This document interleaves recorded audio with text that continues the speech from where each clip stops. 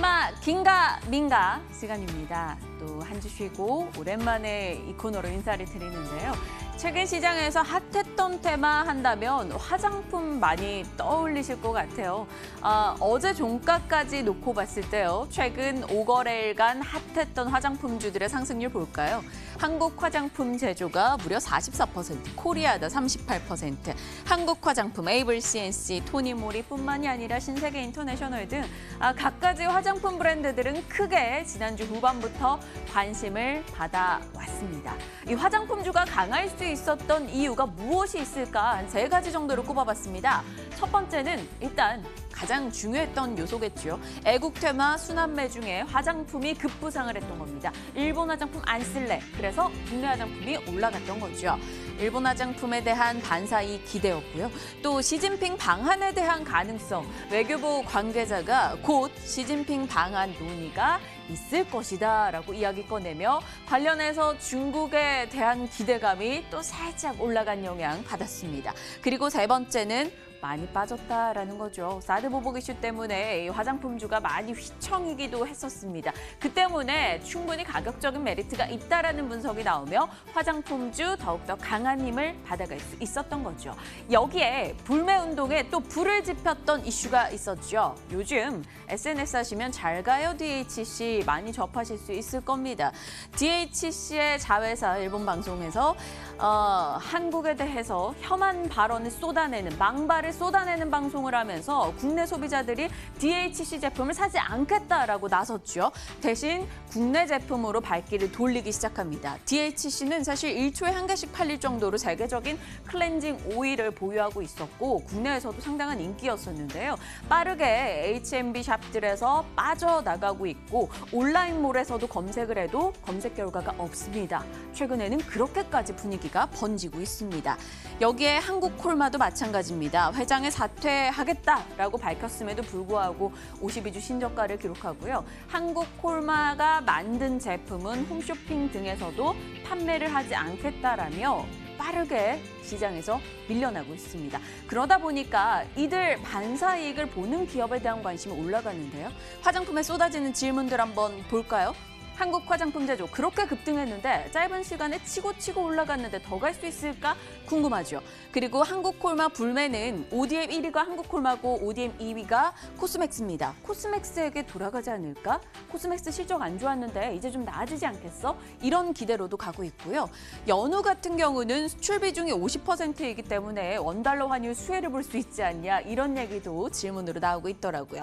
또 애국 테마 공매도의 새로운 타깃이 될 수 있어서 주의해야 한다라는 목소리도 들립니다. 이러한 여러 가지 질문에 대해서 많은 이들이 궁금해하고 계실 것 같습니다. 그래서 오늘 저희 테마 긴가민가 화장품주에 대한 전반의 이야기 다뤄보도록 하겠습니다. 지금부터 함께 하시죠.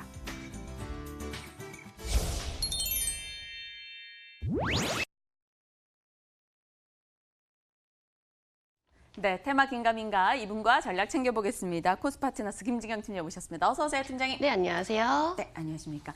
화장품주 얘기 먼저 저희 전체적인 섹터 얘기해 보겠습니다.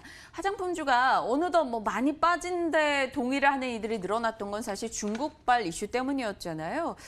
연초부터 흐름을 한번 이렇게 쭉 설명을 해주신다면요.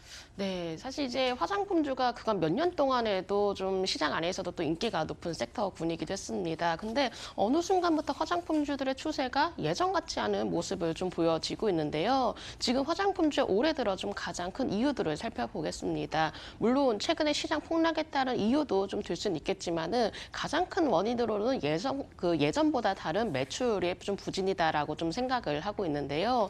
워낙 화장품주의 특성을 좀 살펴보면은 중국 시장에 좀 민감하게 반응을 하기도 합니다.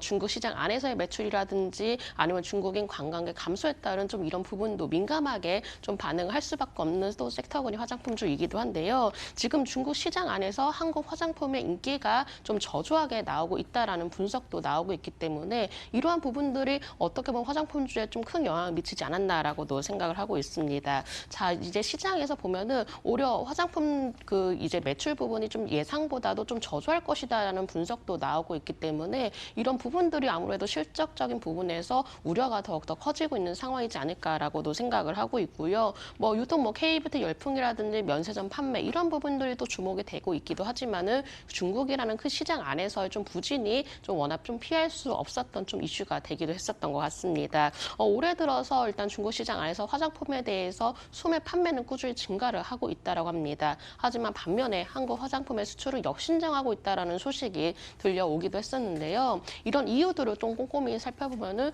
중국 자체적으로 로컬 브랜드가 또 점유율이 높아지다 보니까는 한국 화장품에 대해서 그동안에 좀 점유율을 차지했던 브랜드들이 저조하게 좀 하락을 하고 있다라는 소식도 들려왔기 때문에 이런 부분들이 아무래도 우려감으로 작용이 되었던 것 같습니다. 이렇게 점유율을 뺏기다 보니까는 워낙 중국 시장 안에서 매출이 좀 중요하게 작용이 되었는데 중국이라는 큰 시장 안에서 좀 부진하다라는 점은 어쨌든간 좀 하나의 또 브랜드 경쟁력도 좀 악화가 될 가능성도 있기 때문에 화장품주에 대해서는 좀 우려의 시각이 더욱더 높아지고 있는 현실이지 않나라고 생각을 하고 있습니다.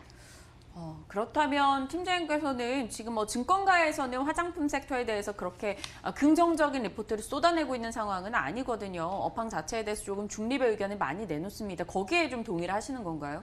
네, 일단은 뭐 한국 화장품 이렇게 좀 흐름들을 살펴보면은 전체적으로 중국 시장에 민감한 상황을 좀 보이고 있기 때문에 아무래도 이렇게 중국발 우려감이 당분간은 좀 작용이 될 수밖에 없는 것 같습니다. 현재 전체적으로 봤을 때는 뭐 일단은 화장품주에 대해서 앞으로 뭐 국내뿐만 아니라 해외 시장 안에서도 확대를 하고 있지만은 가장 큰 우려감이 또 작용되고 있기 때문에 당분간은 이런 부분을 투자 심리가 위축이 되지 않나라고 생각을 하고 있고요. 물론 화장품주 전체적으로 가격적인 부분의 메리트는 높겠지만은 오히려 좀 추세적인 반등을 이끌 수 있는지 여부는 살펴보셔야 되실 것 같습니다.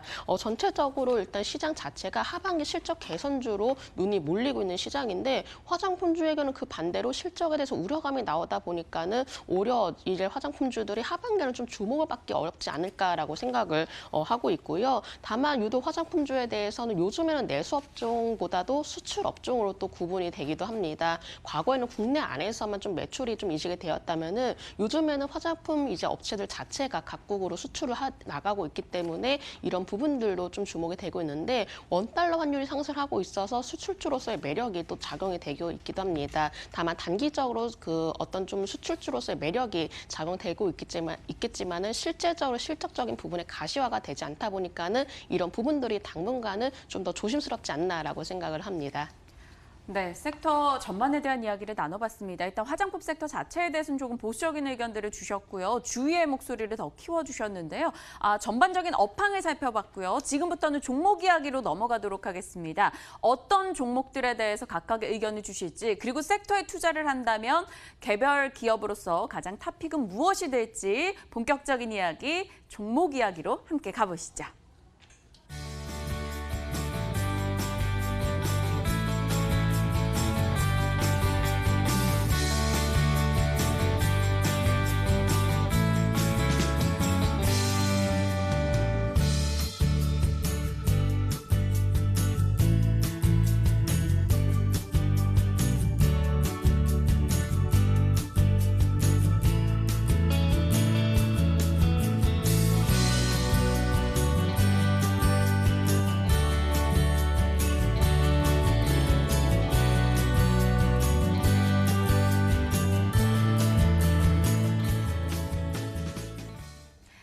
자, 이제 종목 얘기에 집중해 보도록 하겠습니다. 과연 김진경 팀장님께서는 화장품 섹터 전반에 대해서 조금 주의할 점들을 읊어주셨는데 그 가운데서 개별 종목에 대해서는 어떤 의견들을 두고 계실지 그래도 좀 괜찮게 보고 계신 종목군은 있으시죠?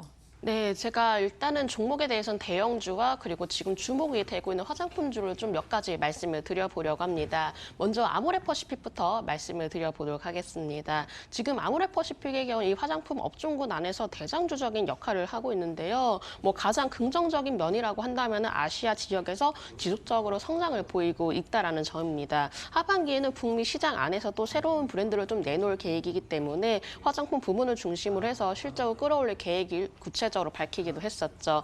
이렇게 브랜드적인 면에서 경쟁력을 워낙 강화를 하고 있다 보니까는 면세 채널 내에서도 확대가 되고 있는데요. 글로벌 여행객들도 지속적으로 확대가 되고 있기 때문에 이런 강한 브랜드력을 가진 만큼 꾸준한 성장세가 예상이 됩니다. 두 번째 종목 코스맥스에 대해서 말씀을 드려보도록 하겠습니다. 자, 일단 코스맥스의 경우는 최근 들어서 주가가 상당히 좀 부진한 모습을 보이고 있습니다. 아무래도 실적 부진이 좀 가장 큰 원인으로 작용이 되었던 것 같은데요. 화장품 ODM 업체로 물론 점유율 2위를 차지를 하고 있지만은 요즘에는 실적적인 부분에서 좀 우려감이 커지다 보니까는 투자 심리 자체도 악화가 된 것으로 판단됩니다. 미국에서도 매출 감소가 지금 이어지고 있기 때문에 오히려 좀 이런 부분들이 실적 개선이 좀 지속될 수 있는지 여부를 확인해 보셔야 되실 것 같은데요. 하반기는 상하이 법인의 신규 고객을 확보를 해놓은 상황이고 수주 정상화 진행 여부들을 좀 살펴보시면서 주가의 움직임을 좀 살펴보셔야 되시기 때문에 현재 코스맥스에 대해서는 제가 좀 더 보수적인 의견 드려보도록 하겠습니다. 세 번째 종목 한국 화장품 제조입니다. 화장품 제조 생산뿐만 아니라 OEM, ODM 사업을 또한 진행을 하고 있는 업체이죠. 산하의 한국 화장품이라든지 또 더생 등과 같이 5개의 계열사를 또한 거느리고 있는 업체인데요. 이번 한국콜마 사태에서 가장 큰 또 수혜주로 영향을 받기도 했었습니다. 다만 한국 화장품 제조의 경우는 주가가 연일 또 급등하는 모습이 나타났기 때문에 단기 부담감이 좀 작용될 수 있어서 한국 화장품 제조에 대해서는 조금 더 보수적인 관점이 필요하실 것 같습니다. 아모레퍼시픽과 코스맥스, 한국 화장품 제조 이렇게 쭉쭉 답변을 주셨습니다. 조금 보수적으로 봐야 되는 종목군에 대해서도 언급을 해주셨고요. 이들 중에서 그럼 탑픽을 꼽는다면 앞서서부터 좀 큰 종목을 강조해 주셨으니까 역시 아모레퍼시픽이 되는 걸까요? 네, 맞습니다. 제가 이 안에서 탑픽을 꼽는다면 오늘 아모레퍼시픽에 대해서 말씀을 드려보도록 하겠습니다. 물론 대다수 화장품들이 급락세를 보였기 때문에 가격적인 면에서 메리트는 높습니다. 다만 앞으로 어떻게 진행이 될 것이냐 이 점들 좀 가장 중요하게 바라보셔야 되시는데요. 일단 아모레퍼시픽의 경우는 여러 가지 유명 브랜드를 또 확보를 해 있기 때문에 다른 업체 대비해서 경쟁력을 충분히 확보를 해 나가고 있습니다. 지금 국내 시장뿐만 아니라 좀 여러 가지 브랜드로 인해서 각국의 인지도가 꾸준히 높아지는 모습 보이고 있는데요. 유럽이라든지 북미에서도 K뷰티 열풍이 이어지고 있고 또 고가 라인, 저가 라인 좀 브랜드를 모두 확보를 했기 때문에 안정적인 성장성이 예상이 됩니다. 자, 일봉의 흐름 보면서 말씀드려보도록 하겠습니다. 아모레퍼시픽 일봉 보시면은 고점 대비해서 충분히 낙폭 과대가 되었다는 점을 확인을 하실 수 있으실 것 같습니다. 지금 상당 부분 30만 원대에서 계속적으로 하락하면서 현재 12만 원대까지 주가가 머물러고 있는 상황인 것 같은데요. 일단은 시장 폭락으로 해서 한 차례 좀 영향을 받긴 했지만은 서서히 지지 라인을 만들어지면서 소폭 좀 반등을 시도하고 있는 모습을 보이고 있습니다. 최근 들어서는 일단은 11선 안착을 좀 하려는 모습 보이고 있지만은 대형주라는 성격을 가지고 있기 때문에 좀 빠른 반등폭보다는 좀 안정적으로 추세를 이어나갈 수 있는지 여부를 살펴보셔야 되십니다. 그렇기 때문에 오히려 좀 더 중장기적인 투자 관점을 가지신 분들에게 적합한 종목이지 않을까라고 판단되고요. 단기적으로 21선 부근까지 제가 좀 목표가를 말씀을 드려보도록 하겠습니다. 워낙 낙폭 과대가 되었다는 점 그리고 단기 반등을 노린다는 점에 제가 목표가의 경우는 21선 부근 14만 원으로 좀 제시를 해드려보도록 하겠고요. 대형주이기 때문에 움직임이 느릴 수 있다는 점을 꼭 감안을 해주셔야 되십니다. 이 점 투자 포인트로 좀 참고를 해보시면 좋으실 것 같고 최종 손절 라인의 경우는 12만 원으로 제시해드리도록 하겠습니다. 지금 하나 제가 걱정되는 게요. 한국 콜마 제품에 대한 불매 운동이 계속 나오는데 아모레퍼시픽의 일부 브랜드들이 한국 콜마에서 만든대요. 그러면 그거 불매 운동이 이어지면 아모레퍼시픽 괜찮나? 물론 엄청 큰 타격은 아니겠지만 올라갈 힘을 받을 수 있을까? 이런 생각이 들거든요. 네, 물론 그런 부분도 지금 무시를 할 수는 없는 부분인 것 같습니다. 그렇기 때문에 더욱더 지금 화장품주들이 상대적으로 다른 업종 대비해서 반등세가 좀 느린다는 점도 좀 참고를 해볼 수 있을 것 같은데요. 하지만 직접적인 영향이라고 볼 수는 없을 것 같습니다. 일단 한국 콜마에 대해서는 워낙에 좀 오너 리스크가 좀 크다 보니까는 이런 부분들이 단계 그칠 가능성도 있을 것 같고요. 일단 아모레퍼시픽의 경우는 가장 중점적으로 두어야 되는 부분이 강한 브랜드 경쟁력을 가지고 있다는 점입니다. 유명 브랜드를 여러 가지 가지고 있다 보니까는 국내에서도 굉장히 인지도가 높을 뿐더러 또 해외 시장 안에서도 큰 인기를 모아지고 있기 때문에 이런 부분 안에서의 매출에 조금 더 집중하시면서 살펴보시면 좋으실 것 같습니다. 알겠습니다. 김진경 팀장님의 오늘 화장품 섹터 내 전반의 의견은 조금 보수적이고 주의해야 될 사안들이 많다라고 의견을 주셨고 그 가운데에서 이 종목을 좀 골라서 대응을 해본다면 그래도 큰 종목인 아모레퍼시픽 충분히 많이 빠졌고 가지고 있는 브랜드에 대해서도 긍정적이다라는 판단 내려주셨습니다. 자, 오늘 테마긴가 민가 김진경 팀장님과 함께했고요. 저희 시장공감팀 같이 인사 나눠야 될 것 같습니다. 일단은 좀 강하게 흘러가는 시장인데요. 장끝까지 더 키워나가길 기대하면서 인사 나눌게요. 시청해주신 여러분 고맙습니다.